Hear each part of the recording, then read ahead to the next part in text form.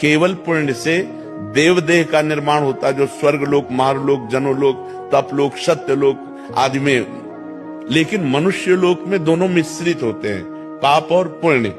तो जिस अवस्था में जो हमें दुख मिलना है वो कर्म हमारे ऊपर लागू हो जाएगा। अगर पुण्य कर्म लागू है तो हमें सुखद, अनुकूलता, प्रशंसा मिलेगी।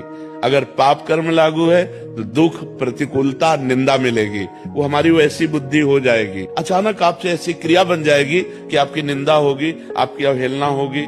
अचानक आपसे ऐसी क्रिया बन गई, दांव लग गया कि आपकी प्रशंसा होगी, आपकी जय जय हो जाएगी। वो पूर्व कर्मों का विधान चल रहा है। तो फिर मनुष्य जन्म में महानता क्या है? अब नवीन हमसे पाप न होने पाए। महाराज जी, इस जन्म का कब भोगना पड़ेगा? अगला। जब अभी जो वर्तमान में गलतियां। अगला। और ऐसा भी हो सकता है कि इसी जन्म में भी उसका दंड मिल जाए। भयानक अपराध, भयानक अपराध। जैसे आप संत द्रोह कर दो, संत निंदा कर दो, किसी संत को मार पीट दो, फिर आपको भयंकर, आपको कष्ट। साधु अवज्ञा तुरंत भवानी, भक्तन निंदा अति बुरी भूल करे, जिनको के सुकृत बहुजन्म के छिन्न दायक को, तुरंत अकाल मृत्यु का विधान बन जाएगा।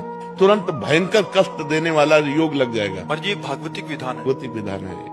2 मिनट में किसी को मार दिया, इसके बाद आजीवन कारागार, और उसको ऊपर से बोले 1 लाख रुपया जुर्माना।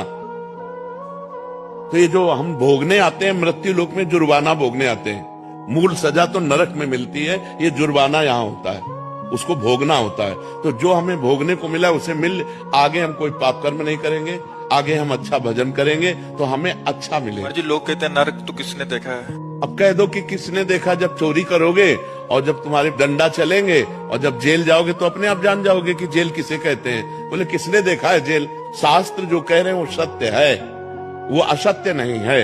अब हमें बहुत छोटे हैं, कूप मंडूक हैं। जैसे कुआं का मेढक है ना, एक समुद्र का मेढक गया तो कुआं के मेढक ने कहा कहां से आए? बोले समुद्र से। बोले तुम्हारा समुद्र कितना बड़ा है? इधर से इधर उछला कुआं का मेढक। बोले इतना बड़ा है? बोले नहीं। बोले इतना बड़ा है? बोले नहीं। बोले जिंदगी भर तू उछलता रहे